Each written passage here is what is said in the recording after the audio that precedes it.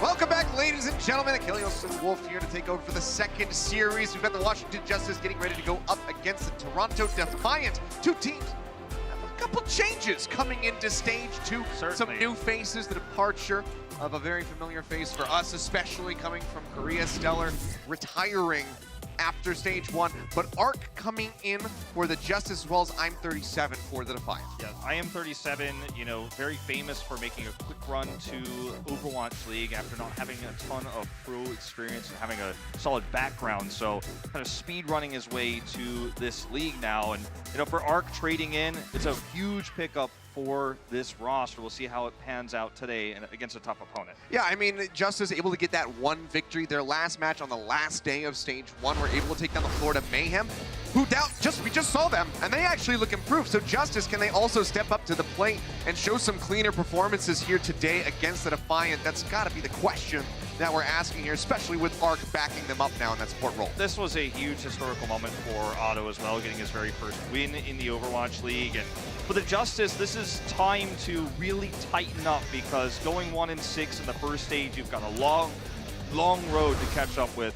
And, you know, to win against Defiant, who did come into this, you know, in basically top 3 spot, you know, it's a tough opponent. It's not going to be easy. They're definitely coming in as underdogs. But if they can beat the Defiant, I think you have to assume they're trending upwards. Oh, yeah, I mean, absolutely. But is Arc going to be enough to make that happen? That's really the biggest question that we have. Have they really gotten prepared for this new meta? Because it seems like things are very, very hectic at the moment. We're seeing a lot of pirate ship comms coming through, as well as bunkers on the defense. Who knows? We're going to find out in just a moment, though. So let's go ahead and welcome to the stage, ladies and gentlemen, your first team. Bring out the Washington Justice.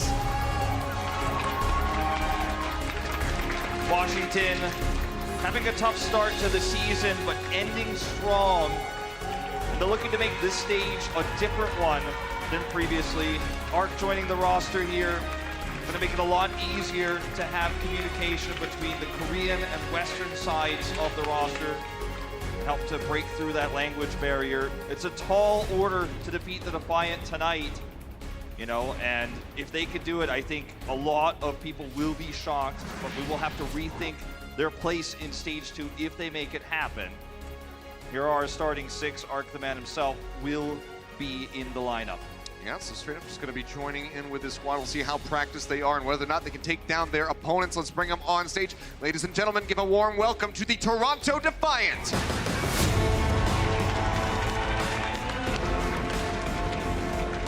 I think the name of Defiant has been fitting for this roster. They just had, many analysts had low expectations for them, but they came into playoffs. They came in strong.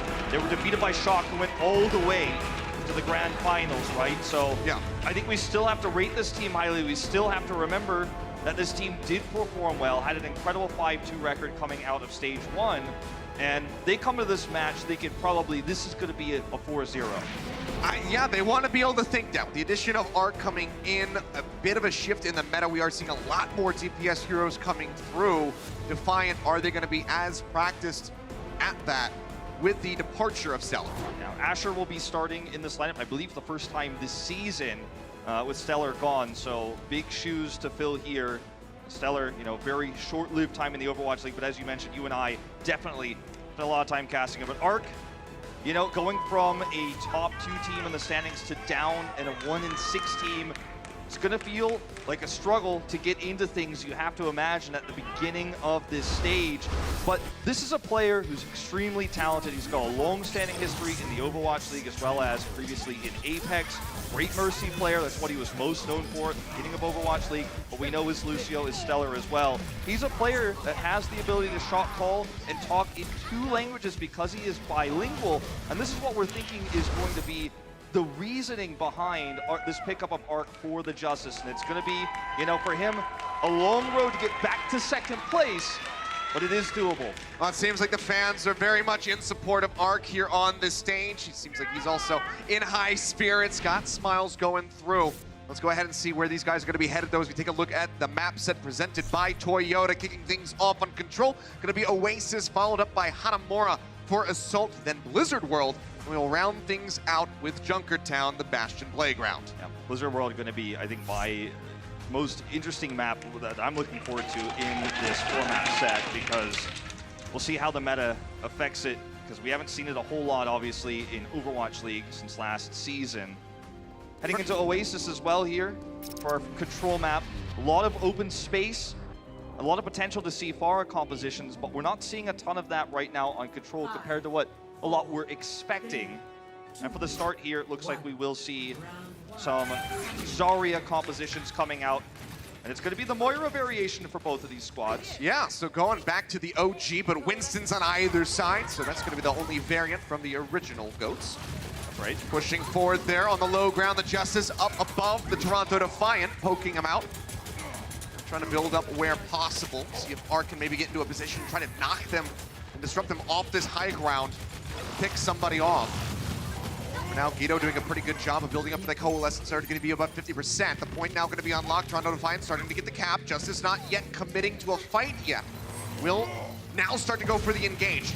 Giannis nearly getting grouped up the high ground, but Toronto Defiant have been displaced for the moment. Ivy trying to duke it out with Corey. Both Zarya's going dangerously low, but Corey taking the brunt of the damage, does peel further back, and that's going to allow for the cap to come through for the Toronto Defiant. But now it's going to be a Coalescence coming in for Guido. Ark getting stunned up, but managing to stay alive as he gets the armor pack coming through from Otto, but the Justice do pull away. It's rough to use your Coalescence and not gain a flip from it. They took more damage, so they had more healing from Guido. That's why they got it first, but now Neko has the defensive one, and it's going to get more value in these chokes. Yep, Coalescence going to be coming back through, locking him up here with that Graviton Surge. Giannis going to be popping that primal range, but Sansum's already been taken out of the fight, but they do manage to trade one back in as Guido picks off Ivy, so now that high damage dealing Zarya is not going to be in the mix of things for the Defiant.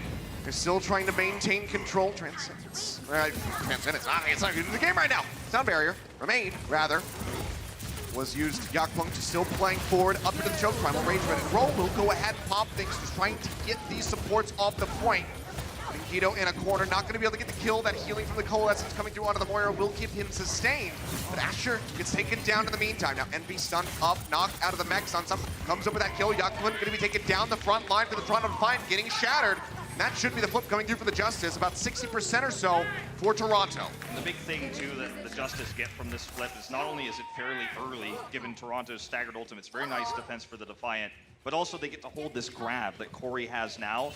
Triple the ult charge of Ivy right now, and that grab is going to be something they could use to control this choke point on the next approaching push. As you pointed out earlier, there's no Zenyatta to be found here, so countering the Graviton Surge is just so incredibly difficult. You know, so this ultimate is the key to holding more than 30% here. Bubbles going through for the Winstons right here onto the pillar in the center of the map. Graviton Surge comes through, bombs into the back from Sansum. Looking for the Vixen, he's going to bang two. Asher and Ivy both going to be taken down. Aid just trying to escape with his life, but will be unable to do so. Guido able to hound him down.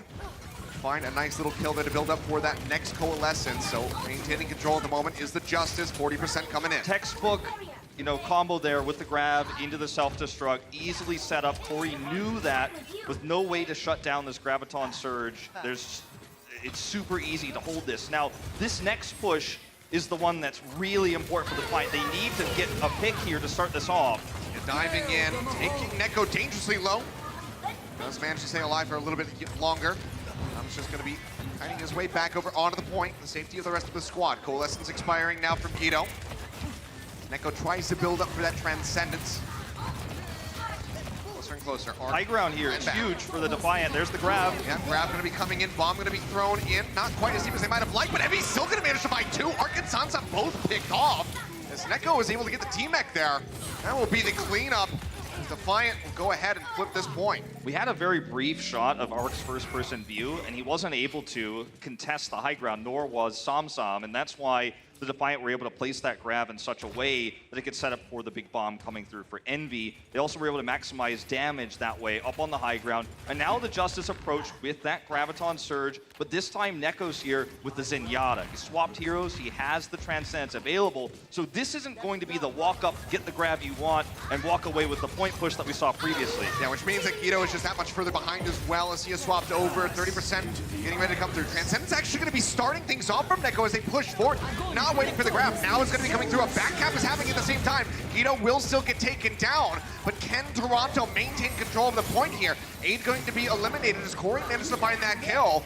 Notice with the Primal Rage trying to stay alive. Bob comes out from Sansum, not gonna find a pick this time, but they have to be in onto the point right now, do the justice. Sansum gonna be contesting this one, can't take away the grab with the T-Matrix, gets popped out and eliminated. Corey playing around the side, but getting focused, taking a lot of damage. And it seems like Toronto Defiant, despite the early transcendence from Neko, they will be able to maintain control here, just have to finish off a few members of the Washington Justice to close out Garden. We're seeing a huge shift right now in how a lot of teams are dealing with Graviton Surge and utilizing Transcendence. It used to be a lot of teams would wait for the grab and then trance and hope that that healing is enough to withstand, you know, that moment where everyone's locked into one place and they're taking massive damage.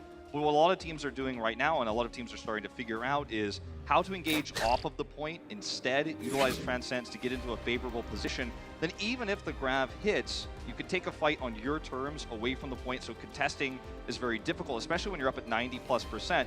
We saw the back cap attempted there for the Justice, but that made the fight that they took outside a 6v5 for the Defiant. Then they could collapse back onto the point. Really like the shot calling that we saw from the Defiant there to identify in that moment that it was better to use the trance first, and it works out very well for Neko in this case. We're going to see the Pharah that we were just alluding to previously here, the Pharah versus Pharah, and Asher with the answering soldier. So advantage in terms of heroes here to the Defiant.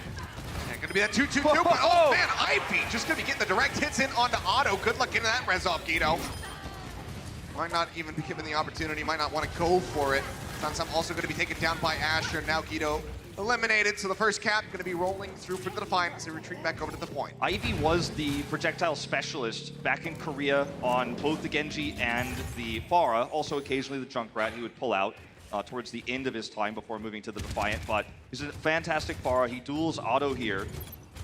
And this that wasn't much of a duel. You know, it's always fun to see Otto on DPS as well. It's been a while. He caught him sleeping is basically what just happened there. But this is a good matchup for the Defiant because they have long-range damage with this soldier, as you can see. Gone again! Sansum as well, taking a lot of damage there. With that Sombra, has to build up the high ground. Corey does open things up, double pulse bomb, gets rid of the pharmacy comp. Bit of a rare occurrence there, manages to find those picks with the Tracer, but will that transition into a cap on the point? Time will tell. Not going in for the pile driver, but now Corey going to be finished off, so it seems like the answer might just be no in the end. The Sombra here hasn't been able to build an EMP.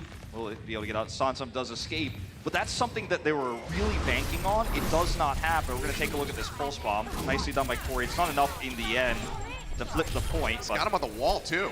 Impressive, different mechanical skill that we're used to seeing from Corey on the Zarya. But the Justice are also missing tankiness here. You know, they only have one tank, that they don't have any disruption until this EMP is ready, and they're losing a lot of time.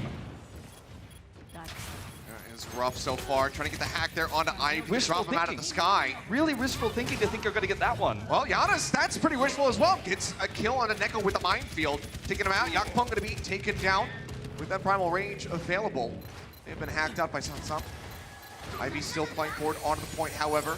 Building up, Barrage about to be online. 8 manages to get that res onto Yakpunk, putting him back into the fight, but Asher taken down with a tag visor. Barrage finally going to be dropped in, nothing mitigated it, but Otto comes in from behind, dumps a couple rockets on the back of his skull, and that's going to be Ivy knocked out of the park. This will be a flip coming through for the Washington Justice, so no 100-0, it would seem, here on City Center. Yeah, very nice decision-making by Sansum. There were a few opportunities to EMP, but he knew how long it took him to build it previously. And that's the real win condition for the Justice now, is to somehow get value out of EMP and Barrage together. They've saved it long enough to where this is an option, and that is what they need. If they can win this next fight, we're looking at a world where they can flip the old economy on its head. They're going to have to deal with Asher's attack visor as well, so Otto cannot die. Oh, Sansum going to be using the EMP, catches 4 members on the side of the Toronto Defiant, but no one going to be taken down. I don't know about this usage here. Yeah, and now that's going to be Giannis, too far forward, isolated, gets eliminated. Defiant start working their way up. Yakpung playing on the low ground at the moment. Bomb going to be launched in the back. Envy looking for a pick, trying to find one of the members of the pharmacy comp. Unable to do so, but Yakpung will get Sansum. Further delaying that next EMP. Cap nearly rolling through. Washington Justice finally pushed back over. Arc has to use the sound barrier. Only finds 3, however. Pulse bomb out. Asher going to be safe. Barrage coming in. He flips up in the skies. Manages to find the kill, and now the attack visor is going to be drawn out. He's a push around the other side of the pillar to find a target. Seems like he won't be able to do so, but the flip is still going to be there. 99%. They tag in. They force out the OT. Washington Justice desperately need to get this flip to try to tie things up on Oasis. so they can go to that third and final round of University. Giannis pushing forward, looking for a pile driver, unable to find it. Just rolls his way to the back of the point, trying to stay alive. Several members going low on the side of the Defiant, but Sunsum are going to be taken down. Ivy with a sliver of HP, Yakpong as well, falling low, but it seems like they're going to be okay. The healing starts rolling through from Aid and Neko, and this OT bar is going to plummet as soon as they can get the few remaining members of the Justice off that point. You know, when you're talking about Soldier here versus the Sombra, so much more utility versus Afara that the Soldier 76 is going to give you. We saw one EMP, it was ill-timed and ill-placed, and Asher gets so much out of this. He shuts down the Pharah multiple times. We see Ivy win the Pharah v Pharah matchup, and that's all it takes to have Defiant close this one out. Well, nice start for the Toronto Defiant. Let's see if the Justice can fire back as we move to Assault when we come back. The Overwatch League is powered by Intel. Game, record, stream without compromise on Intel Core i7. And by Omen by HP, the official PC and display of the Overwatch League.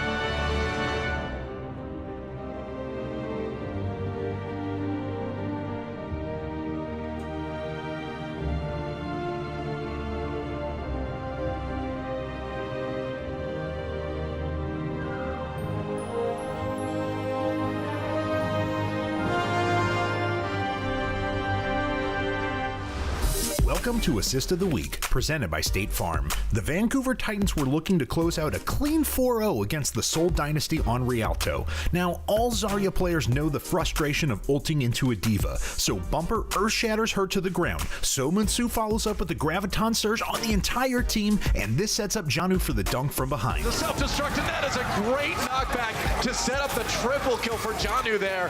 Vancouver Titans again just instantly eliminating Seoul.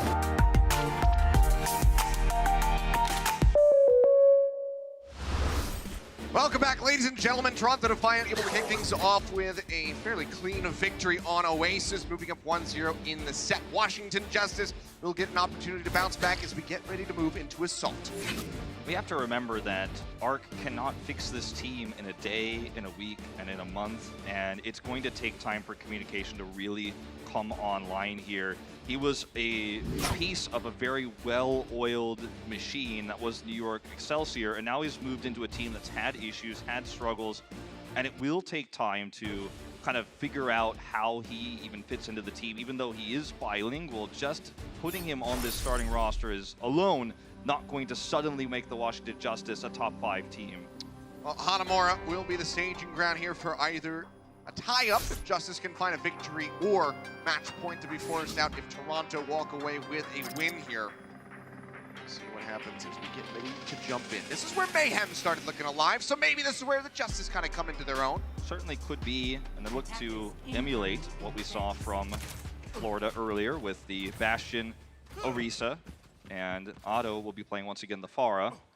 No Torbjorn. The most common response right now to this in Overwatch League and, you know, just in pro play in general has Fetal been... position.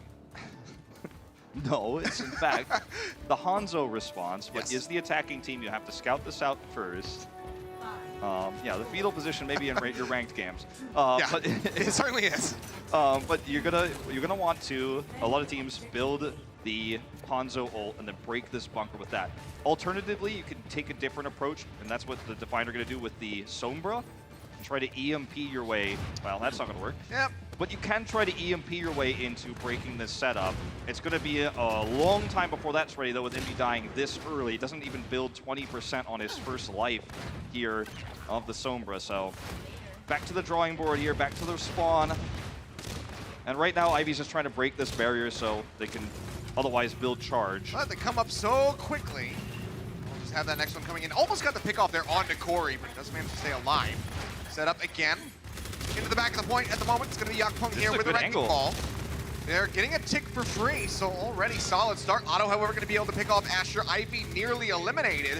Needs to get some healing, and he needs it right now. The tick is nice, but the key here really for this composition is building that EMP. Going to be sniped out of the sky there by Corey. Preparing himself, wrapping around the back side of the point.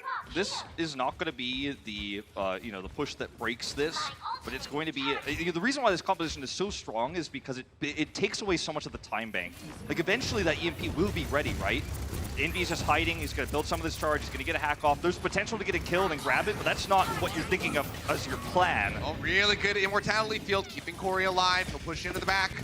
Thinking better of that mega pack. Wants to be able to give some healing. Need to make the charge over to his healers rather. Nearly get that second tick. We'll be rolling through now with 2:20 remaining on the clock, halfway to that third and final. Sunsum going to be picked off. Otto manages to find Ivy, but can they get over onto the point in time? Gianna's finally going to be pushing forward. It's a barrier thrown down. Configuration tank going to be brought out by Corey. Snipes out Neko, looking for a little bit more. Envy going low, will get taken down. Double kill over to him. They get a triple as Aid will also be eliminated. And they will actually hold this up 99%. 99, so very close call. The Justice barely tagging on in time, being a little bit slow to adapt to that rotation around. But this is the push they've been waiting for. EMP and Barrage online, you delete the shields, stop the immortality field. If you hit it while it's out, you have to bait it out first, then use the Barrage. This bunker composition will fall to pieces if they can execute this correctly. Here's the EMP. And EMP does come in, catches a lot of the members here. Immortality field helping to keep us alive for a little bit longer. Otto with the Barrage manages to find Ivy. Neko will finally snipe out an immortality field. Rocket's still going to be coming through, pushing forward. Otto find Neko, but takes a little bit of damage and has to peel his way back now, trying to offer some suppressing fire for that Bastion up onto the high ground as they try to stay alive. Gianna's still eliminated, but the res does manage to come through, so Arc puts him back into the fight, and Corey gets Asher. The thing's still looking very good for the Justice at the start of this defense. Yeah. A minute remaining on the clock, actually, for Toronto Defiant. They have to make something happen right now. The EMP was not enough. Envy nearly has another one. It's the second time the charm. The thing is, even with the EMP, they don't have a Barrage anymore. It's very difficult to see a win condition with the tools they have left here. And there's no time to build a Barrage. This EMP has to be it. It has to be. Well, that's going to be Envy taken down by Keto. Now Sunsum going to be eliminated. Yakpung picking him off. Manages to find that one with a roll. Corey trying to stay alive. Giannis is here, sliver of HP remaining, but actually the point is going to be taken by the Toronto Defiant. So 4 minutes, 25 seconds on the clock as they start pushing forward. Yeah, Yakpung was the real hero here. He's swung around and got those kills in ball form. And now they've got the EMP for B. And now this is actually potentially a double cap if it's utilized correctly. This is terrifying right now. Guido. EMP going to be down, catches 4 members, including Arc. He's going to be going low. Otto going to be eliminated first as Ivy finds the kill. Sunsum going to be popped out of the back. It's only going to be Neko on the exchange so far. They need a lot more than that if the Justice want to hold on. Arc goes forward, manages to get the res, putting the fire back in the mix. And Corey comes up with a kill on Asher. And the Barrage out from Ivy. Picks up Guido, but Otto is there again to take him down to the back of the Barrage. This is a moment where you're a little bit panicked as Justice. Guido got hacked there. The EMP was solid. But overall, they survive again. Close call. And now the Defiant have to switch composition. They could stick with what they were running before because they had the EMP available. Asher's now going to swap over to the Soldier. And we will see Envy on the Diva. This Valkyrie here can give them a chance to win a longer fight and perhaps get Asher into perfect position here. The ideal place for a Soldier to be is up on this high ground, taking free pot shots. He can either go left to flank, or he can go up the staircase. He is going to take that flanking position. Corey's trying to find him right now. Almost had a headshot there onto Yakpung. Doesn't want to play up onto the high ground because he knows that the dive potential from Toronto at the moment would just absolutely crush him. Already has to pull his way back as Yakpung moves over towards that spawn. Asher, free reign here on the high ground. This is a very powerful place to be as a Soldier. Ivy in a decent spot, but he's going to be hitting the ground for the moment. Managed to get the kill there on Guido. Sliver of HP, but seems like he will get topped back up by Neko and 8. Another Nano boost going to be online. Holding onto it for the moment. Neko going lower. Let's go ahead and invest that one. Ivy still playing up above. Moves away from that self-destruct, not gonna get caught out. Corey gonna be taken down by Neko. They're in onto the point, trying to take their way up. A couple members blocking them up. Barrage in the back. Ivy finding a kill there on Guido. Pushes his way out with the concussive blast. Stays alive. And now they are entrenched. They are looking to get the finish here. A couple of minutes remaining in the time bank. Second tick rolling through. Can anyone stop this? Wrecking ball going to be coming out from Corey. Adaptive shield going to be popped. Rocket still raining down from above. Ivy trying to find a kill. Unable to do so, but they force Corey back. They're still taking their way up now. The mate joining in from Arc. This might just be a matter of time, but with a kill on the Yakpung, this could be the turnaround that Washington Justice desperately need. Transcendence going to be used by Guido, keeping everybody else topped up. They dive into the back, straight here into the main entrance. Yana's going to be slept, but can they even kill him off? Do they have the damage? Moves back over onto the front. He's actually going to survive. Sansan with the D-Matrix there makes sure that he gets out saved. Toronto Defiant were once again so close, but they just can't close it out. Now, you know, Asher is going to struggle to get on the high ground. He had that position up there. He was doing massive damage. We saw even Giannis commit the primal to try to kill him. We saw Tracer chasing up there. Corey's trying to get him, and nobody can kill him. And Defiant almost wins off that pressure drawn to the soldier alone. Now he's got the tac visor, but getting up this staircase is way easier said than done. And he's actually just going to perhaps flank again. Pushing his way aggressively forward, but it's going to cost him. And he does manage to come up with a kill there without the Winston. The Primal Rage was on the way. Speaking of which, Yakpung going to be popping his own, smacking the members of Justice off the point to try to continue ticking up there at 97.1% at the moment. Nearly able to finish this one off. Otto going to be taken down with the Bionade from Neko. Now Sansam going to be dead as he tries to dump in the bomb. Will not be able to find a pick, so good takeaway from Asher there. Need a lot more than that. Another barrage going to be coming through. Ivy looking for a second target as Corey will be taken down. Primal Rage comes in from Giannis as he tries to drag things back, regain some control here on the point, but now he's going to be finished off. Asher with the Soldier 76 cutting down everyone that pushes out into his sights. Otto trying to stay alive, gets a bubble pop back up. Transcendence in from Guido. Otto takes a heavy hit, but still going to be alive. Ivy dropping low here onto the point, getting closer to that next barrage. 70% coming online. Bombs out from MB straight in onto the point. The Winston Bubble's going to be there to block this one out. Did he get down right into the main? Corey actually locks him up on the bridge. Yakpung going lower and lower. Giannis not able to stay alive. MB finds the kill. The Helix Rockets out from Asher. Gets rid of the Baby Diva. Washington Justice still holding Toronto Defiant at bay with just seconds left in the time bank. Has to be now. Soldiers still on the high ground. Asher needs to get that damage done. They need kills, and they're not getting them. And they push their way through. Envy gets stunned up instantly, and Arc pops him out of the mech. Now the Baby Diva going to be eliminated as well. Yakpung just trying to hold on. Has an adaptive shield now expiring. They stun him here on the point. And a boost going to be thrown in, but that's not going to be enough to make him last. They finish off the hamster. They get rid of the soldier, and Washington Justice will actually hold it be. Very well played here by both squads, but it's clutch plays by the Justice that saved them in the end. They really eliminate that time bank massively with a hold at 99 on A, then 97 on B. Crisis management incredible against both tac visors Asher pulled. Fantastically done. Now they basically just need to take B to take the game and tie us up. Coca-Cola is the official refreshment of the Overwatch League.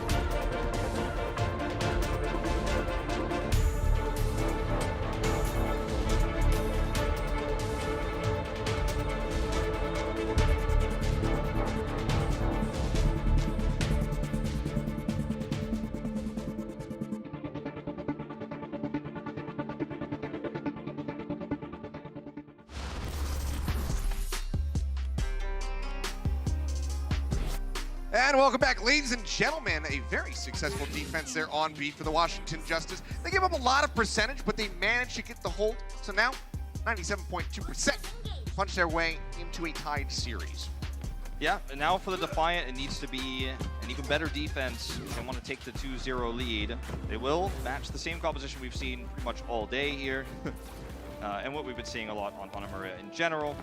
But let's see how the Justice approach this, because there are a few different schools of thought. We've seen the Hanzo I was describing earlier. We saw then NB take the Sombra approach. And another approach we're seeing a lot is the Attack Widow, which can, if the line of sight is good enough here for Corey, you can take out the enemy Pharah. It's much more realistic to hope for the Hanzo building up the ultimate charge, as he just is using it to look for the solo pick at first.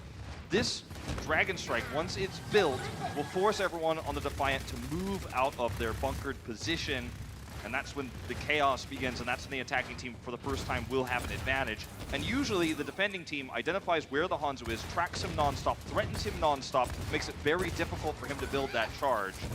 Rockets coming down right around the corner there from Ivy, trying to get a bit of splash damage in onto the tanks, but a direct hit will do a lot more. As Giannis will be taken out. Sunsum trying to escape with the mech intact.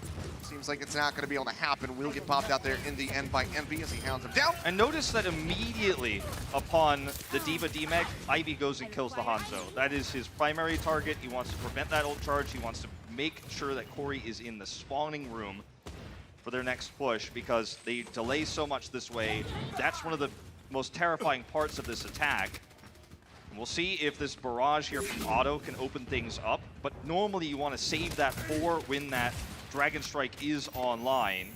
We do have this Amp Matrix ready too, which can be very powerful at stopping that final push once it is ready. Right now though, they've broken. Oh, Echo nearly getting picked off. Very well-timed immortality field there. Now going to be finished off. Otto able to find that. Giannis playing over onto the point, trying to get a back cap rolling through, but actually just pushes back through. Finds Ivy. Now Aid going to be taken down. Pharmacy dismantled for the side of the Defiant. That barrage was online. Their only ultimate to speak of at the moment as that amp field does get used. And Matrix rather. Sunsum going to get picked out of that mech though. Asher trying to drag things back into their favor. Dragon Strike. A lot of damage coming through from Giannis. Asher going lower and lower. Configuration tank will get popped. You finally get the heals rolling in. Just needs to get some kills. Bubble blocking out a bit, trying to snipe Arc out of the sky. Unable to do so. Will be fairly healthy at the moment. Barrage coming in from Otto. They're trying to block that one out with the D-Matrix. Giannis, in the meantime, the Primal Rage comes with the kill on the Neko, but Guido's going to be on the trade. Not the Defiant. Not giving up anything yet. That immortality field from Neko saved them from the Dragon Strike. That was absolutely huge. It didn't get caught. It wasn't destroyed. And they survived through that amazing play by Neko. And now they may be able to stabilize. Corey trying to open things up, but Asher cuts him down. They're going to stabilize here. Incredible. And once again, you know, it's all about whether you can make that immortality field work or not. And it's not fully figured out yet. Nobody is a perfect Batiste yet. It's way too soon. But Neko, despite his death earlier, rejoins the point, sets it up. They survive through that, you know, incredibly impactful ultimate. We were talking about how important it is to stop Corey from building it. He builds it, but it doesn't get the kills required. The healing comes through. Now, 1 minute away from a full hold here is Toronto Defiant. Corey's got another Dragon Strike, though. They need to be aware of this. Guido's just going to be taken down. They left him all on his lonesome. A Bionade not going to be enough to keep that Ana alive. Barrage going to be used by Ivy. They try to finish him off. Actually does stay alive. A bit unnecessary there. You could argue he was thinking that Sansa was not going to react quickly enough, but that was definitely not the case. That's a huge tool that the Defiant will miss, especially once this Dragon Strike comes through for Corey.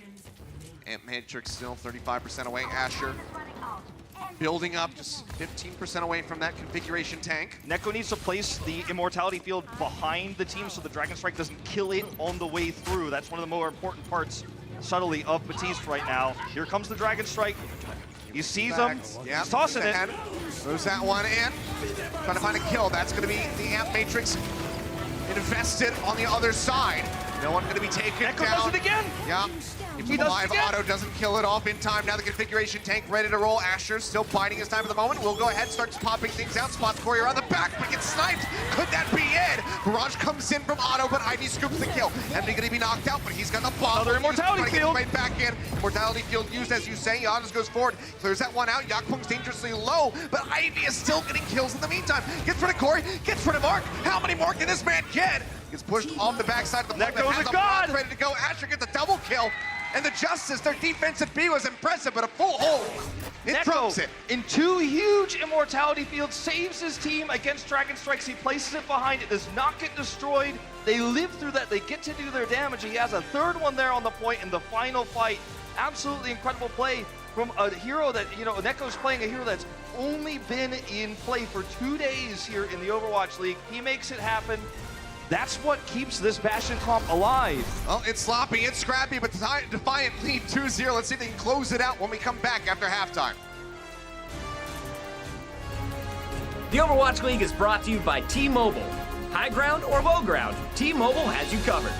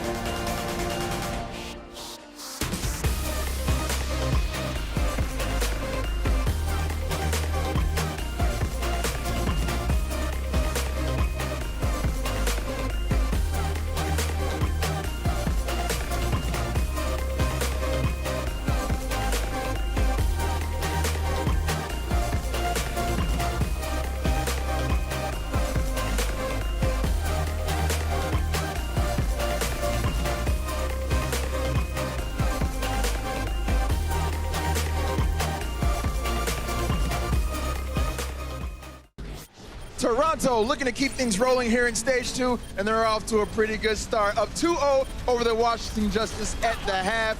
And guys, welcome back. Malik here. I got Sideshow and Zoe here at halftime. Guys, right out the bat, I gotta say, Toronto, we have been learning a lot about them this year so far. I feel like we learned more in the first half from the Defiant. Saw some new looks, got to see some 76 from Asher, some Farah. It's been really cool watching them. It definitely has. I think there's always a question mark around these expansion teams of whether or not they can react quickly enough when the patches happen. Yes. They don't have that experience of last year of being able to adapt to the patches. But the coaching staff of the Toronto Defiant, we all respect them. We know what they're capable of. And it looks like they're handling this stage pretty well so far. Right. And specifically, I've been enjoying watching Ivy pop off. We got to see some new looks from him on Oasis, because we already knew he was a good Zarya right off the bat. Last stage he was definitely putting in, but then he brought out that Farah, and it was just like sick. This guy's really sick. The guy's incredibly talented on a bunch of different heroes as well. His Genji is also superb. I think he's got a very deep hero pool, actually. But it was also great to see Asher. We really haven't seen much of Asher in stage 1 so far, so it was great. I think this was maybe his first game. Yeah, I think so. Yeah. Which is surprising because we saw him all last year. So we thought that it wasn't, but apparently it was. And he did so well. He honestly looked really, really great on that Soldier. It was pretty much the Soldier and Ivy on that Farah, which carried the entire entirety of the team. Indeed, indeed. Well, before we move on, I think it's time for our Insights powered by Intel. Sideshow, you got something good for us today? Well, yeah, because we've been seeing such awesome strategies with this Bastion-Batiste combo. So I'm going to try and break this one down for you. So the way that the Toronto Defiant tried to tackle it is by running this composition. They've got the Wrecking Ball and the two flankers along with the Pharah Mercy.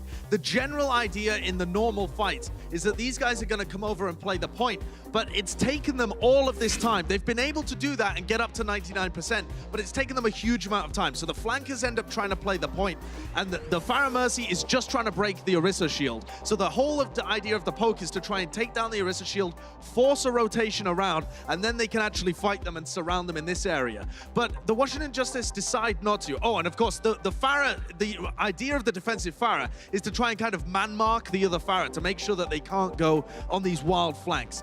Now, this fight is a little different. They're not going to play it slow. They're not going to try and poke because they have the EMP available. But I want you to watch how the Washington Justice stop this EMP. With only 1 minute and 40 seconds left, it has to work. But as all of the ults get expended, these players kind of nip behind and hide inside the house at the top. And these ultimates here are absolutely pivotal. Addo gets in position to be able to use his barrage and also the self-destruct as well. So there's no chance that the Toronto Defiant can follow up on this. And this is one of the biggest issues with the breaking the Batiste Bastion composition is, yes, there are ways to counter it and surround it and take it down eventually, but oftentimes it comes down to one big ultimate push. And if you end up ruining it, it can become super difficult for you to be able to take it in the future. Now, Toronto did end up taking this fight. They'd already got 99%. They only needed a little bit more, but it wasn't actually in this engagement. It was in a future engagement. But you can see how things just hang by a tiny little thread here. And the Bastion-Batiste composition, yes, it's a little bit cheesy, but just because by virtue of the amount of time it ticks off the clock and it all coming down to that one fight, if you can play a bit like the Justice there, or like you saw the Toronto Defiant play on their defense, it can be a very effective way to full hold Hanamura. Right. And the Justice looking significantly better this stage coming in. How do you think Arc's been affecting them? I don't think it's just Arc, honestly. I mean, clearly, I think Wolf already mentioned it during the cast. Like, you can't expect Arc to come in and just fix everything. But their communication did look better. They did look more coordinated, honestly. Yeah. And I do think also Corey had a very, very good game there. Janus actually ended up with positive stats as well. He went 12 and 10 at the very end of this map. So overall, they look a lot better. Now it just has to come together a little bit more, and then they should be fine. Now, one thing that I found very interesting is that last map, there were 18 total heroes played.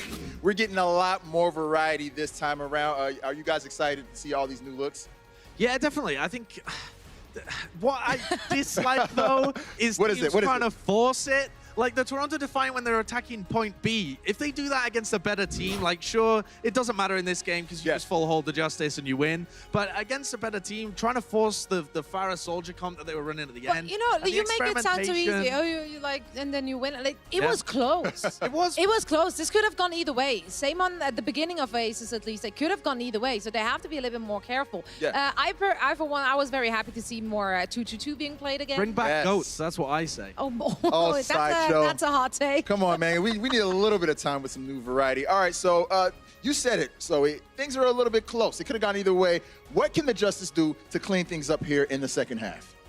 I think they need to work a little bit on their engagements. I very often feel like they have the idea of being aggressive, then they go in and then they kind of don't know what to do with the aggression they initially went in with. So I'm not sure if that's a lack of plan, or I'm not even sure what to pinpoint it at. I think with Arc being in the team for only a short amount of time now, I was expecting that to be the major impact that Arc would have. He is a short caller. He's known for like his ability to be able to call in these matters. So I think probably just with a little bit more time and experience, they'll kind of fix that issue. Well, they have a second half. They had about 5 minutes now. Is that enough time and experience? No, I don't think it is. I don't think it is. But in the future, this should be looking like a slightly more well put together team. All right. Well, that's good. We'll see them coming back and maybe making a better gameplay in the future. But guys, the Toronto Defiant, they're up 2-0. Can the Justice get back into this one? We're going to find out in just a bit. Stay tuned.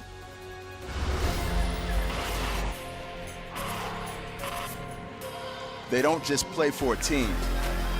They play for every fan, every rival, every moment, every match.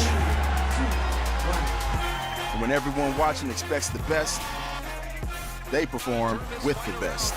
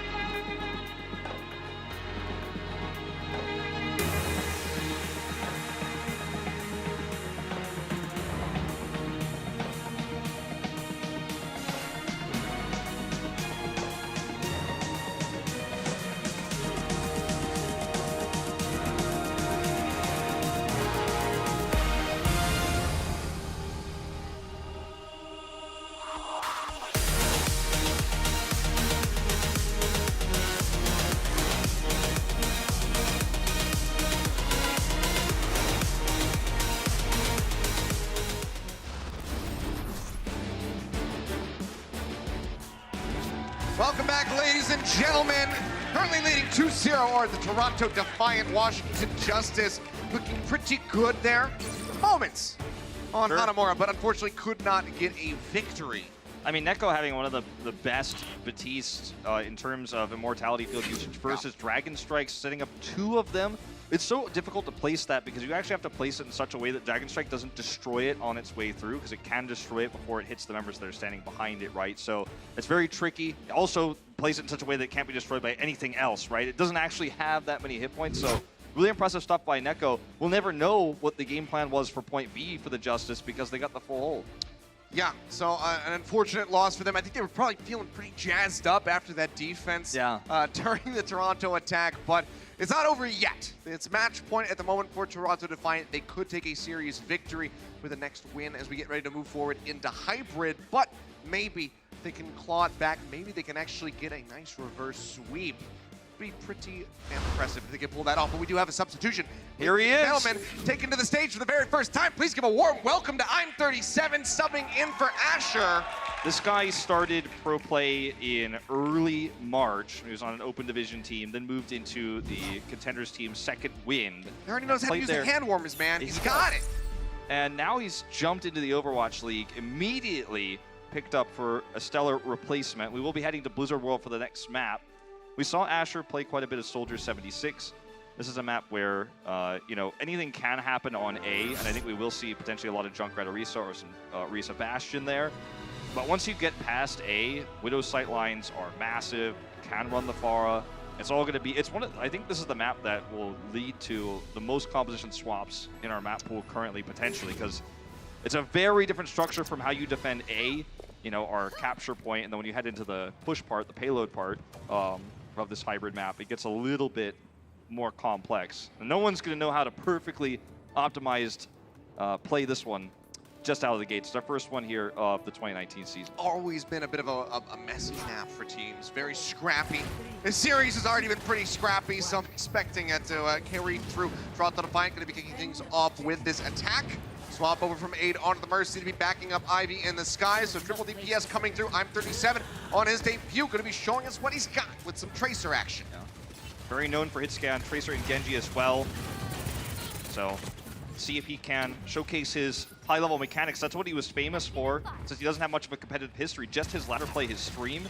There's highlight clips you can Google this guy and you're going to find a lot of frag videos. He's a very impressive player. In the back, they're applying some pressure at the moment to the support line. alongside Yakpung, but unable to find Guido. Too risky to get slept. Go back for the moment. Yakpung's going to be using the third-person view. Pushing through, gets the pile driver in. Guido under some pressure. Sleep Dart will connect, but I'm 37. Gets his first kill. Now going to be using the recall just to get that HP top back up. Sees that Sansum's down below half HP. How deep does he want to pursue? Knows there's a Bastion up top. Knows that they have to come to him, so we'll just play the point. They start ticking their way up too. Nearly gained for Toronto. Now working forward, duking it out with Otto. Jumps his way back through Immortality Field. Gonna get focused down very quickly. NB is there to scoop the kill, and the cap is just gonna be gained. Justice don't even make their way over. 5:20 on the clock. Toronto Defiant. The card's gonna get ready to roll out. Yeah, we talk about the ways you could break this composition. One of the ways is to simply avoid it, you know, and that's what they did. They used I'm37 on the Tracer to get onto the point, apply that pressure. He kills Guido, and now gets the sleep on Neko. And then there's no way for the Justice to reposition. They're under too much threat, and they just can't even get onto the point, so they get the cap without killing anyone after that. I mean, they're going all in on trying to hold right here. And Matrix not in a spot where Corey can really utilize it. I'm37 will take him down. The kills will continue to roll through for the Defiant. They get halted by about 40 seconds as they wait for the card to come out. They clean up the Justice. Now they can start the Streets phase.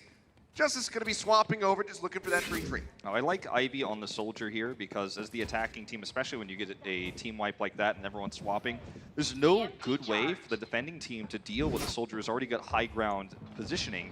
And at the same time, if you're trying to close the distance, especially with something like a Winston, look, the tanks go through, guess what that means? That means the backline is free, and I'm37's getting in there. Yeah, EMP gets a connection onto Ark and Guido. Knives are going to be taken down, though. It's a bit of an odd turn of events. You could see, though, that's what he was waiting for. The Diva goes in, the Winston goes in. Uh-oh, there's no peel for the sports. I'm looking for the kills. Yeah, Gianna's going to be jumping in pretty deep. Pops the bubble now, going to start working his way back. Nano Boost coming through with attack visor. Corey does not stand a chance. They try to get the D-Matrix in front of him, but still was just a bit too late. Sansum going to get popped out.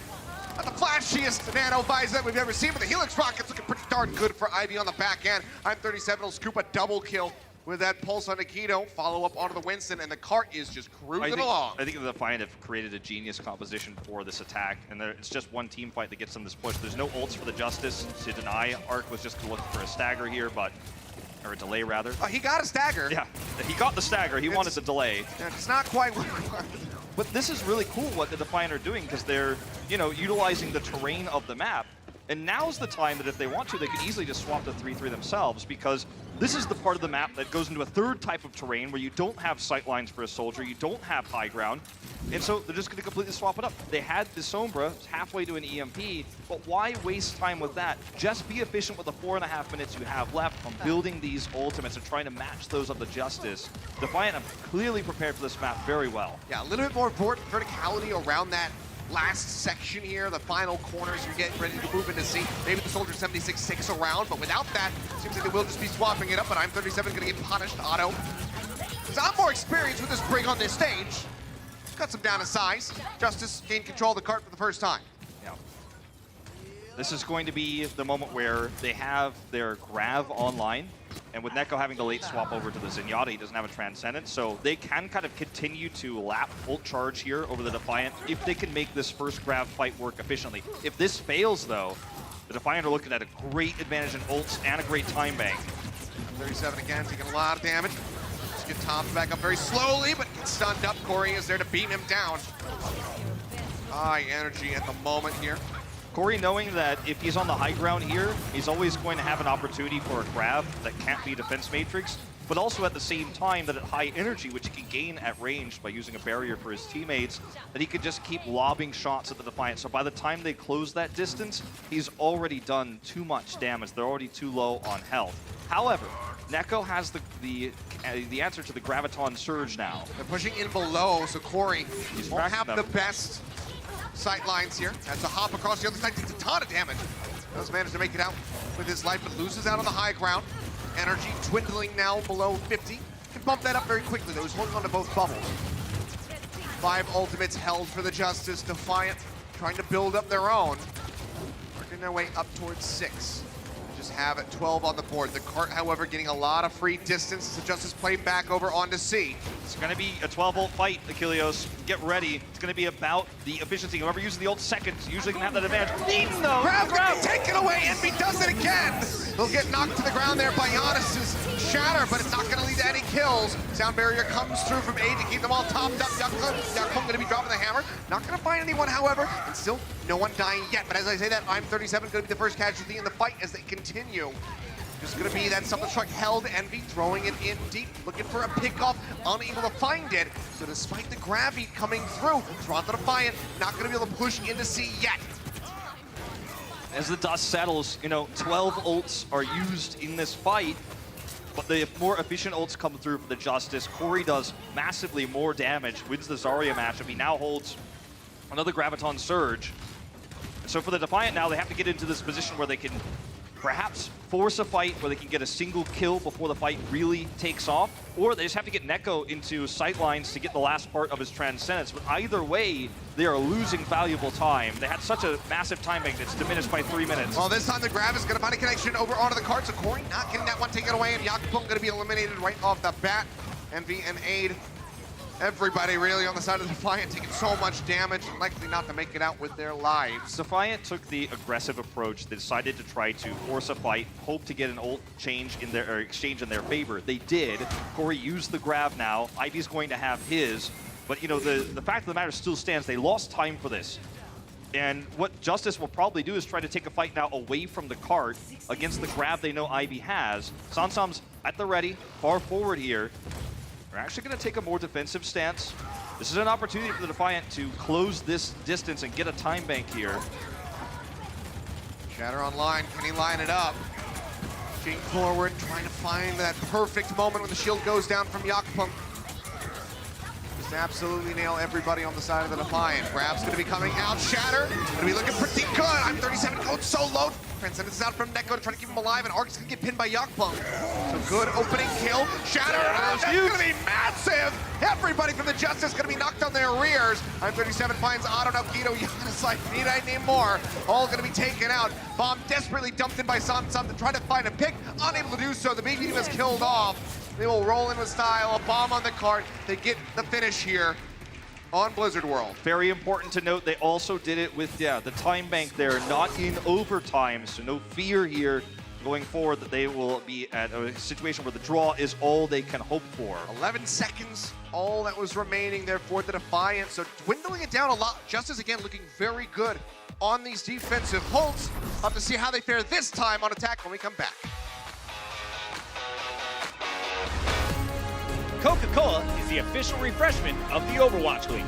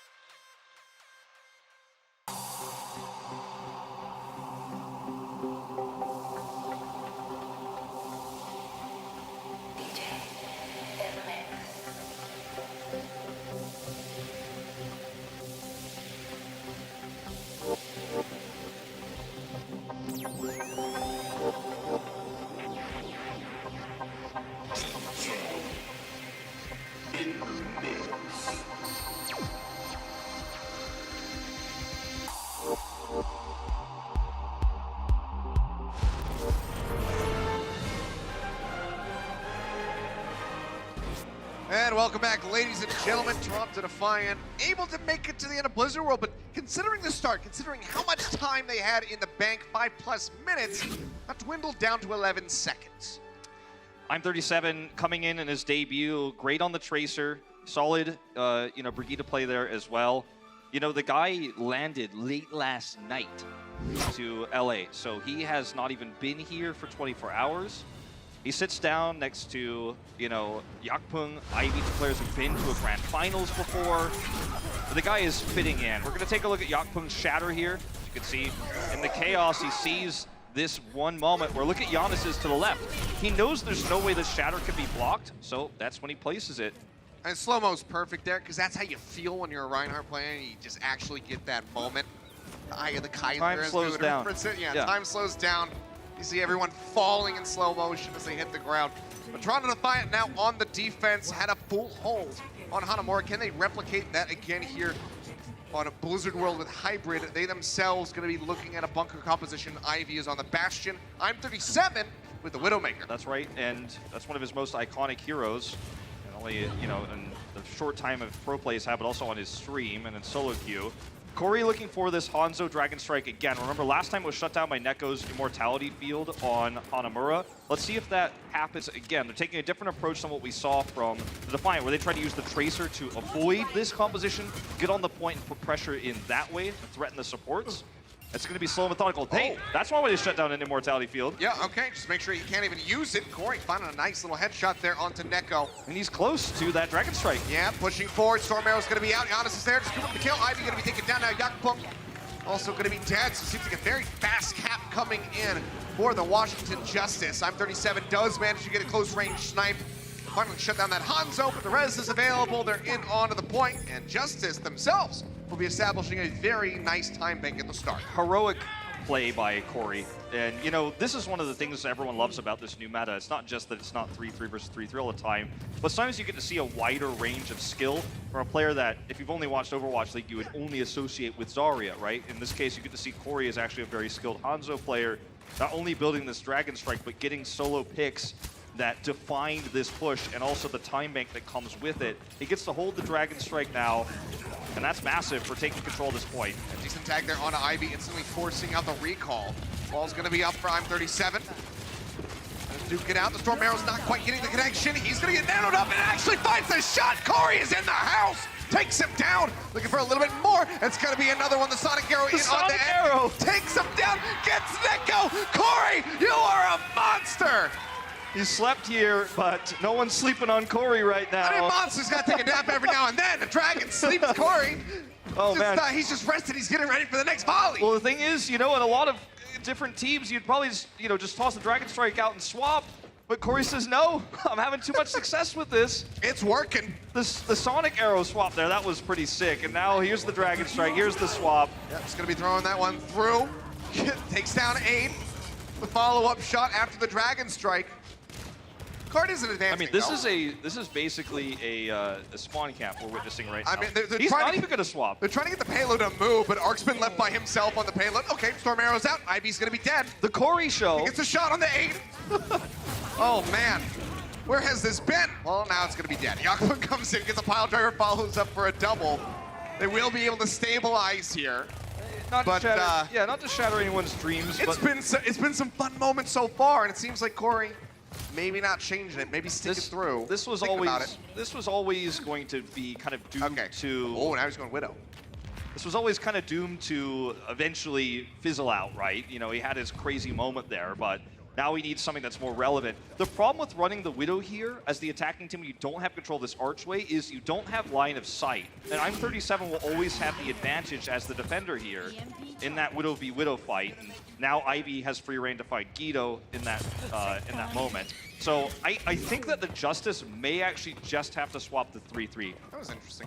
Not sure what Giannis was doing. No one was nearby the card. No. Everyone's back at spawn. So trying to go for a back cap maybe. Now I think you just want to get some more information about where everyone was. Like, I think that Corey has to either go for a crazy flank, something risky, or this just isn't going to work, unfortunately. It's not about his skill here, it's just about physics, you know? There's a kill. Okay, things have slowed down. Pulse bomb stick however going to be coming through. Ivy gets rid of Arc.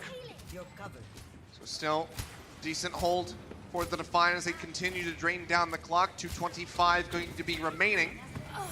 Otto, however, manages to open things up. This is the opening they need. Widow. Now Ivy going to be winning out in that duel. Gets rid of the enemy Tracer, but NB going to get picked off by Corey. And now the tables have turned. Corey has line of sight advantage. He needs to get some more kills. There's one onto Ivy. Okay. Ivy going to be taken down. Park starting to inch forward again here. Toronto Defiant not leaving it. They're playing very close by. Corey, low ground, very aggressive Widow positioning at the moment. Could get punished. Yep. Wraps back around the other side. Neko going to be eliminated. Sansom able to find the kill. Soundberry a little bit too late from 8, trying to keep him alive, and Envy, I believe he got slept. Gets taken down by Otto in the end. Corey pops the walls, wrapping around the side, has a perfect shot on I'm37. He was not ready for it. Tries to line up 8. Giannis gets the pile driver, will be able to finish off the kill. They bump the time bank back up above 3 minutes as they go for the final stretch of Blizzard World. Once you get around that archway and you're out in the open, you have free reign as a Widowmaker player to out-duel your opponent. In this case, he has to duel against, you know, quite a recently famous Widow in I'm37. But he does the flanking, he does identify where he is with the ult advantage he has, you know, using that infrasight there. And that's all this was about. They struggle to get through, but that opening pick allows him to get in there. And now the cart advances. They swap composition here because this is basically you have to run this, or some variation of this, in this narrow choke. Well, Nano Boo's going to be thrown down onto Yakpung as he pushes forward. Nice boom. Pushes Corey into the enemy team as well as Giannis. They will be able to find both of those kills as well as a knockout on Sansam's mech. Nearly a team wipe coming through for the Defiant as they charge forward. The big trump card for the Defiant they hold that Justice could not have possibly had, because they swapped late, is the EMP. Otherwise, it's a pretty even race to ults here. Yakpung having a slight advantage over Giannis, but otherwise we're pretty even. The EMP, though, is kind of like the cheat card here to get you a massive advantage, because this EMP can lead to a grab, the grab leads to another advantage, and suddenly it's tough to finish C. MB is looking for this angle, he's being extremely patient, does not want to reveal his position. Been trying to spot him out, but just around this corner. The Diva unable to get some shots in. Arc needs to hit that sound barrier when this comes out. They're pushing their way through. Envy going to be using it. Sound barrier is there from Arc, as you say, but Giannis healed tonight. He's a lot of damage in the shatter from Yakpung. It'll be absolutely huge. Kito's still going to be using the Transcendence, pushing forward. So far, it's only going to be the Lucio loss on the side of the Justice. But with the grab coming in, 2 more kills going to be going over the way of Defiant as they maintain control of this choke. And Giannis in No Man's Land will just get finished off here at the end. Really nice play by Yakpung to hit the shatter after the barrier is so crisp from Arc. Just finding another win condition in this fight. They get the grab. And now, even though there's an advantage in terms of grabs here between these two teams, they have to use it so far away from C. Like, this is not the goal. The goal is not to turn this corner. The goal is to put the cart on C. And they've got to get baby steps forward here to make it happen. Well, 100 energy going to be there for Corey as he pushes forward. The grab's going to be looking pretty darn good because he gets himself a triple kill. I'm37 trying to hold out hope, and he'll get taken down. That's going to be the effective wipe about coming through. Envy managing to stay alive. He's in the back, but he's nearly got the EMP. But it's not time to party yet if you're a Justice fan, because that was to get them around this corner. Now the EMP from Envy is ready. Ivy's closer to the next grab. This is the real challenge where they're gonna have to win a fight down on ultimates, and I'm not sure if they could do it, especially with an EMP being the big key factor here. If he finds these supports, I mean, look, they don't even have support ultimates. Ito in a rough spot. Translocate up over the top. EMP gonna be used. Yakpung will find the kill there onto Otto, so already 2 eliminated with 8 seconds remaining. Arc taking some damage. Corey gonna be taken out. This could just be the finish of the series. Somebody's got to tag. Looks like it's going to be Sansam. He gets so much damage from Ivy, who is just sitting there on the card. Says, yep, what of it? Come to me. I will take you down. Takes him out. Sansam, he gets rid of the grab. But to what avail? None. OT will tick away, and the Toronto Defiant will be able to close this out. A 3-0 series so far with 1 more map to be played. Envy with the EMP, he held it long, he played the Sombra for longer. He was playing for the later game, and that's the extra tool they had to hold them at the choke and get that ult advantage. Yakpung comes up clutch with the shatter, and even though Corey has a fantastic grab, it's not at point C where they need it to be, it's earlier. The cart moves too slowly, and Defiant will take the series. Great start for I'm37, the rookie player from second win. Well, 1 chance to get a map victory when we come back from the break. Let's see if Justice can pull it off. The Overwatch League is brought to you by T-Mobile. High ground or low ground, T-Mobile has you covered.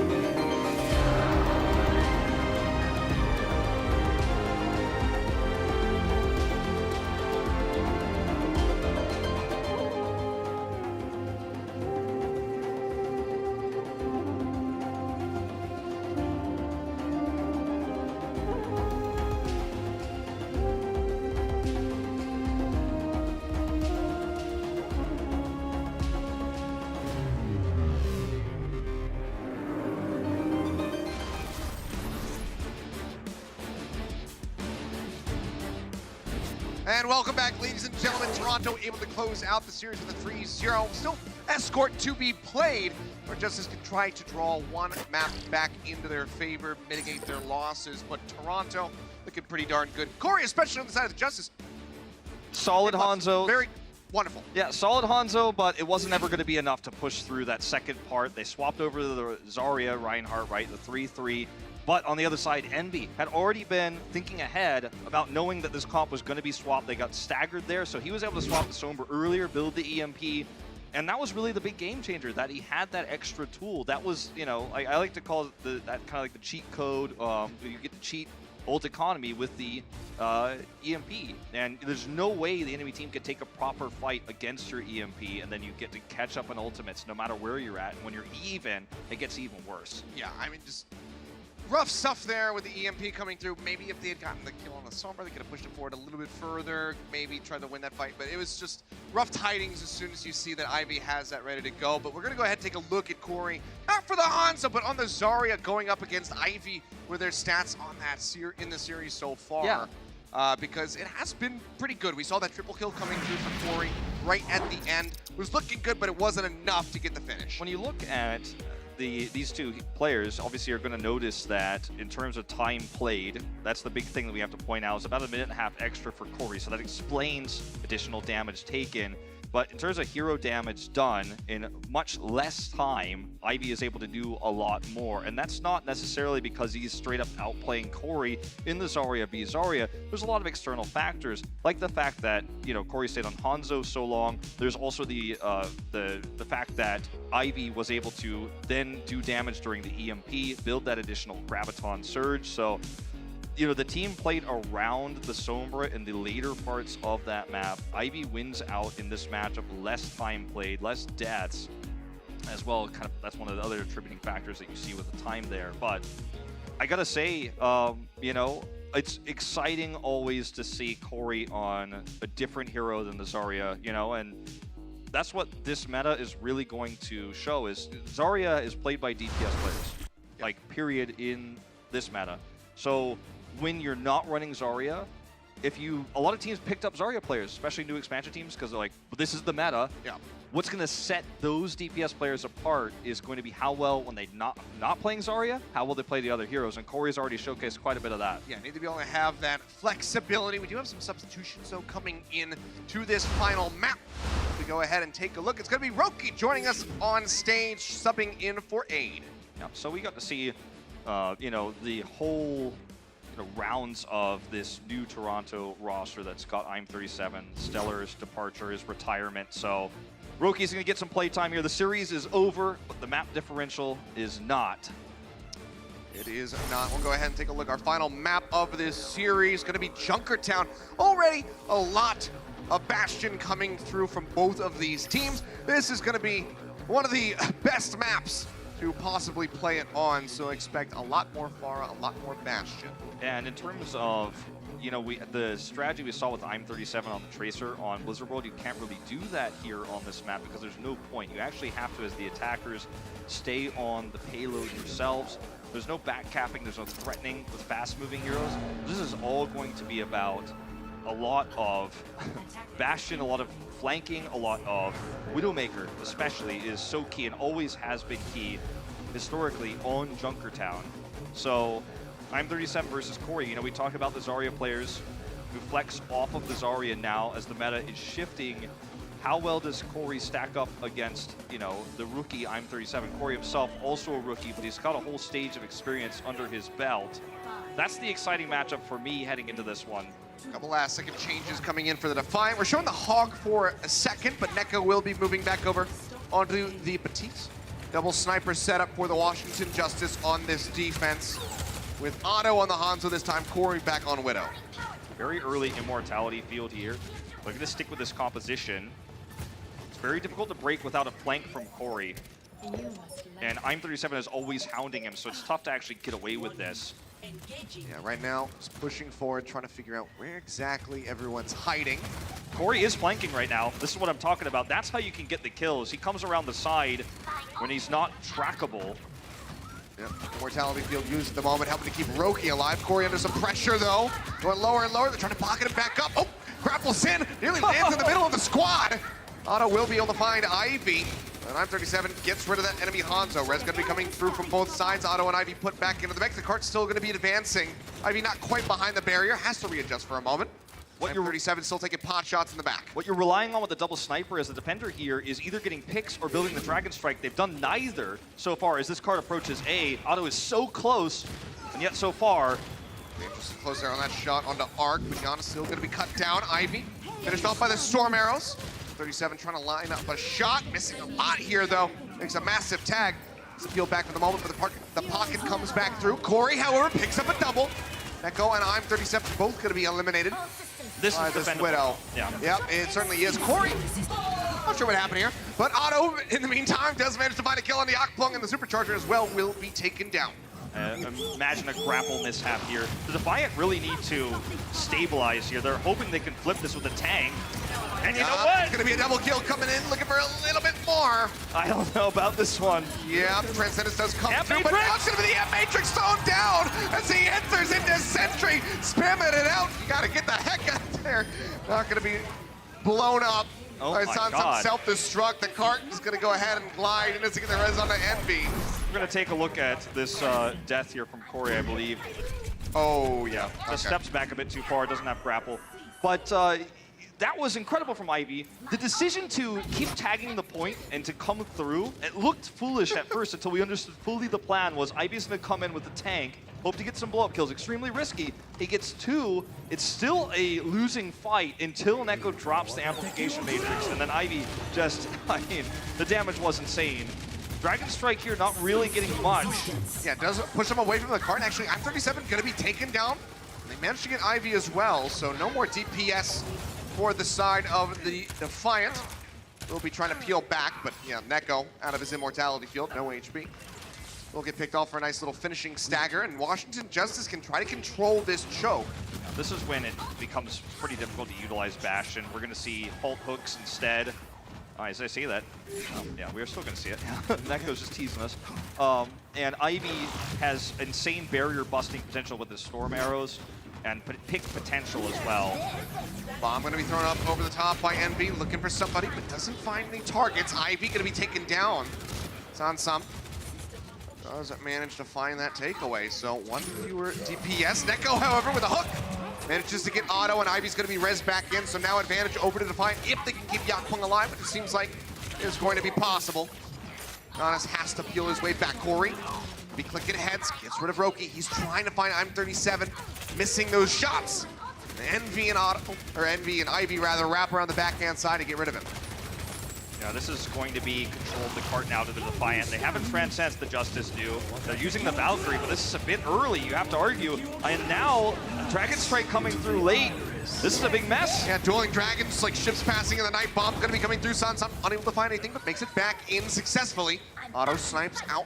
Yakpung, now Neko gone. Tank line pretty shattered at the moment for the Defiant. Only gonna be reliant on Envy, but Ivy does manage to find Otto. The thing is, he himself going to be taken down. This is just chaotic. Well, the thing is that even though the Justice regained control of this cart on B, you have to wonder, did they use too much to do so? Because the Defiant are coming back with a lot of tools. I'm37 is going to have line of sight advantage with the Impresight. He's going to have all the vision to gain that advantage.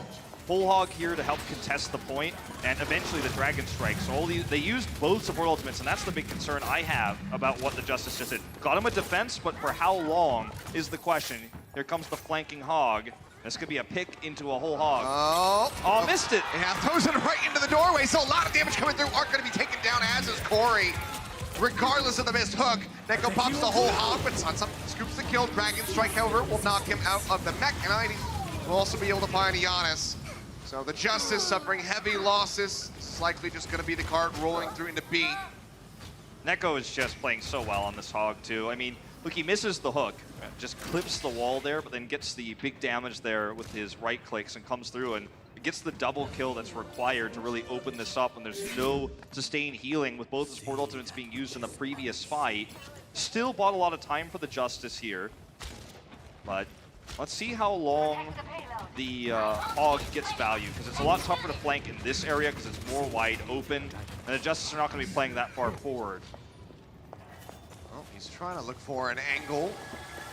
They're going to be thrown down here on this corner, however, so finding a hook going to be very difficult. Dragon Strike through. It's a decent bit of damage, tickling the tanks on the side of the Toronto Defiant, but not leading to any kills. But Envy with a pop will get rid of Giannis and his ult. Yep, and the Sansam mech, you know, there in the end.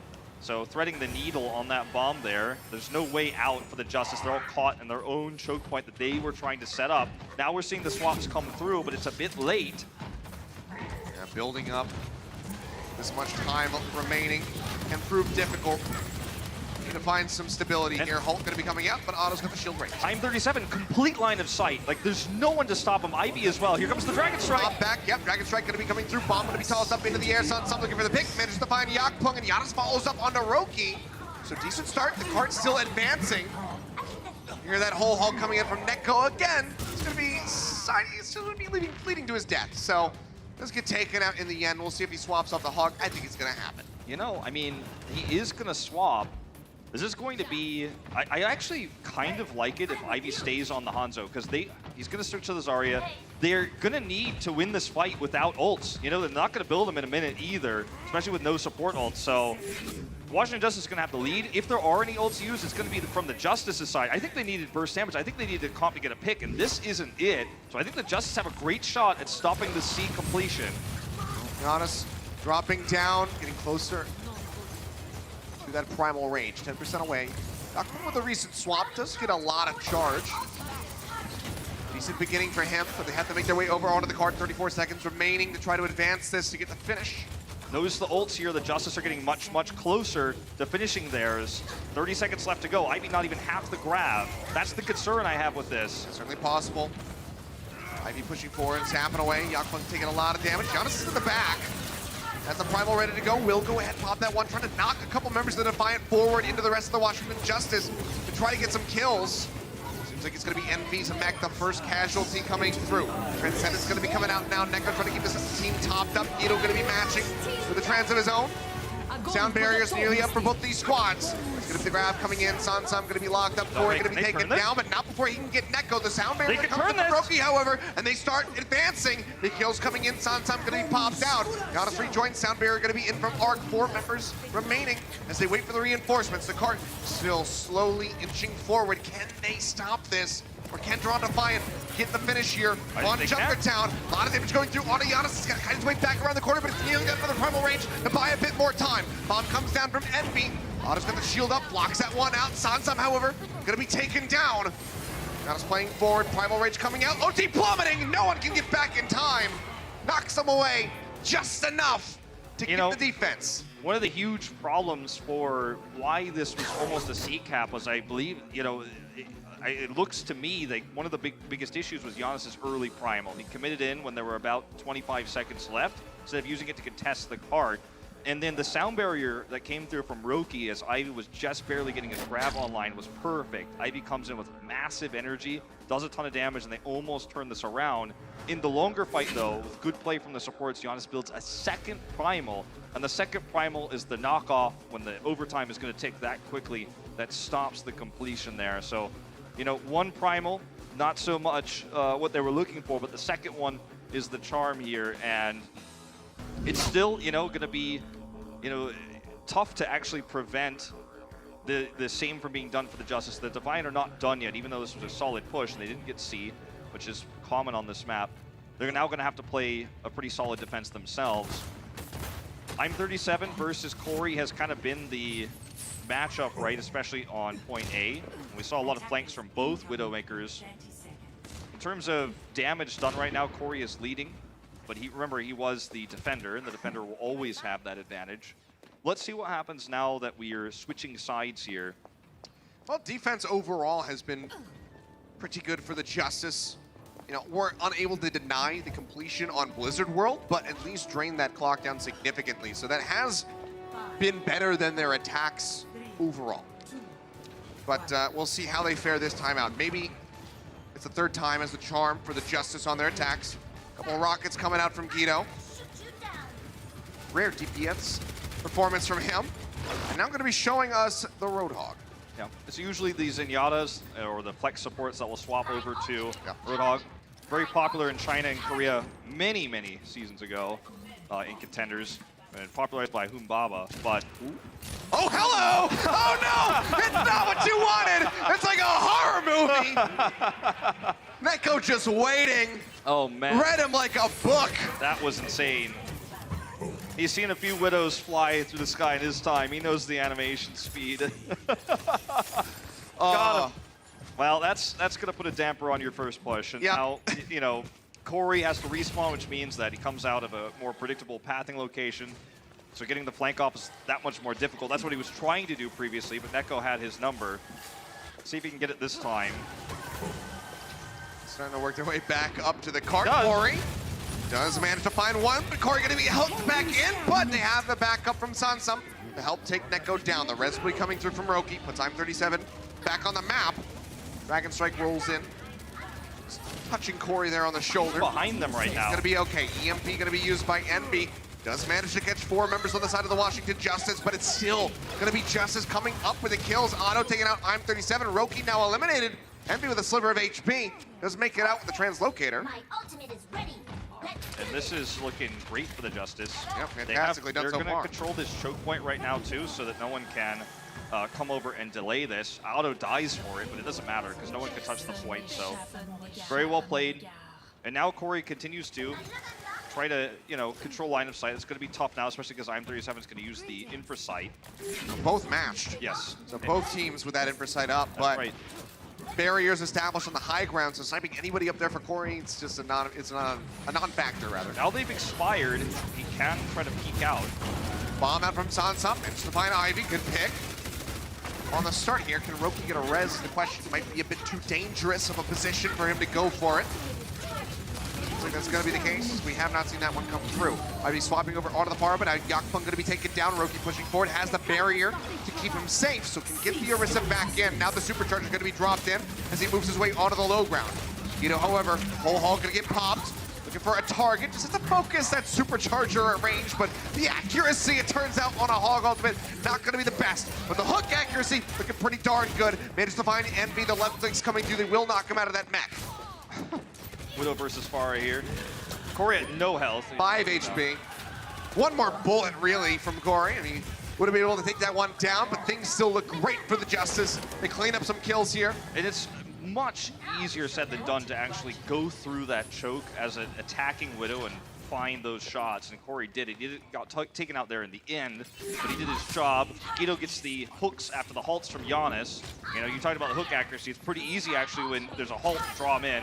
And they've got total control right now. I mean, the Defiant need to regroup, and I don't know if they'll ever really regain sight lines here. And it's unfortunate. When you get to B, that's when everyone swaps over to 3-3. So they lost this matchup in terms of the snipers as the defenders, and that's extremely unusual. And that's the reason why the Washington Justice coming with such a massive time bank. They can try to match here. It looks like they want to still, but I think you've got to swap the 3-3 right now, and that's what they're eventually going to do. There is a reason why the Justice have not swapped yet. It's because they have those massive ultimates, which we just highlighted. The Dragon Strike being the big one here, and that can get you a lot of free distance. This is a massive time bank, 4 minutes. I mean, 6 ults here for the Justice, the Emperor Sight just to get some reveal. Oh, and from behind, Guido. It's a great hook. Now the whole Hulk coming out. Envy going to be knocked out of the mech. Did not stand a chance. Guido with a flank from above. Reminiscent of Taimu back in the Apex days in Season 1. Corey gets a double snipe, making a triple as Yakpung gets taken down. And draws the Defiant. They're completely in shambles at the moment here on Junkertown with this defense. Yeah, and they just don't have ults. They don't have time to build them either because the Justice are actually controlling this map so much through the Widow and the Hog. Like, Roki can't even get out of this location. I can hear the frustration in your voice. You know that he's feeling it. He's feeling it, man. Like, dodging a hook and a Widow shot. Oh, man. The 1-2 punch there from the snipers. Corey sets it up. Another headshot there on a Yakpo, just chunking out everybody. Roki comes around the side with a poison trap of all things, gonna be taking him down. Ivy Corey! Now, but Corey gets another one on the envy. The bomb thrown in. Sounds I'm just trying to zone him out. Corey looking for another angle, spots him. He takes out Neko, and this could be it. Ivy gonna be eliminated. And it's just time 37 all is lonesome at the moment, trying to keep control of this cart. He's gonna get taken down. Envy swaps over to the Genji. It doesn't matter. Roki sniped out. Corey is on fire, and they will be able to get the finish here on Junkertown. They will scoop up a map win at the end. They cannot get the series, but they spare their blushes. And you know what? For a team that's had so much adversity, tonight it feels like it's Corey's night. It's his night to prove that he's more than just a Zarya player. For Toronto, they win the series. They get to showcase their new rookie player in I'm 37. They look solid. They look very well prepared on the maps they played. This is the sniper matchup that wins it out for the Justice in the final map. The series still goes to Toronto, but what a series we watched.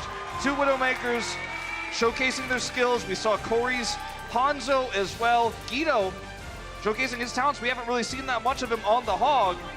And Justice looks like a new team in this meta. This may be a meta where they can excel where in previous metas they have failed. I mean, both the Justice and the Florida Mayhem looking a bit improved here today. Still utter chaos at the moment in this series, but definitely having their moments. Corey got to be feeling pretty good. But guys, let's go ahead and throw down to Danny Lim, who's standing by with one of the members of Toronto Defiant, their newest member. So Danny, introduce him. Thanks, guys. Yes, that is true. I am here with the newest member of Toronto Defiant. Ladies and gentlemen, please give it up for I Am 37. Congratulations on the win. And now I heard, you had a crazy month. You're like the talk of social media right now. Everyone's really hyping you up. Can you kind of walk us through your journey coming into the Overwatch League? 자, 일단 오버워치 리그에 들어오신 거 너무 축하드리고요. 지난 한 달 동안 또 굉장한 한 달이 되셨다고 제가 좀 들었어요. 오버워치 리그까지 오시는 이 긴 여정을 어떻게 됐는지 살짝 좀 설명 좀 부탁드릴게요. So first of all, I started with joining Open Division team. I joined OD team like 2 weeks ago, and then after the match, I got signed to Second Wind, which is any contenders team. And after the one official match against Mayhem Academy, I got into AO. That's it. I mean, you could have told me that you spoke English, honestly. Wait, so in 1 month, you came from Open Division to Contenders to Overwatch League. That is an amazing feat. I honestly feel like, dude, ups to you. This was your debut stage, and also this was your first match. But in your honest opinion, like what's Overwatch like for you? Your debut stage, how was it? Was it easier than you thought it would be, or your honest opinion? It was only my first match, so I wouldn't say it was easy, but it's gonna be a lot harder as I move on. Okay, we'll see. Everybody give it up for IM37 one more time. Casters, back to you guys. Thank you very much, Danny. A very good debut for I'm37, but it's one of the funniest interviews I think that we've had this season. Absolutely great. So already getting into the groove of things here at the Overwatch League stage. This guy, he's just surging forward. He's going places, ready. Man. I mean, he landed in LA last night. Yeah, absolutely, just prepared for every twist and turn. It's a very good start for him. The Tracer, especially on Blizzard World, really clean play at the beginning to help them get that initial cap. Well, let's go ahead and figure out who our player of the match is from this series, because a couple different people I think you go for. Was it by Omen by HP? And it's going to be Neko. Neko, I mean, look, it was against the Justice, against a team that hasn't performed as well. They did better tonight, but, you know, his immortality fields really are the standout. In terms of his Ana play as well, got him a few additional kills. And he's dueling here against Guido. Guido's way out of position, so it's not a fair fight, but the guy is just a solid Zen overall. He's got now Batiste in his wheelhouse, and Ana, one of the heroes he's always been most famous for since he was on the Foxes back in the Apex days. And this was his match to shine, and he certainly did. Yeah, he definitely did. I mean, every hero that he played was looking great. The Roadhog, the whole Hogs, maybe a little bit questionable timing on some of those, but overall the support play from him was quite good. A very well-deserved player of the match. But guys, we still have more Overwatch coming up. Next, it's going to be the San Francisco Shock going up against the LA Valiant as they look for their first match win here in the 2019 season. We'll see if they can pick it up when we come back from the break. The Overwatch League is brought to you by Toyota, official North American partner of the Overwatch League. Toyota, let's go places.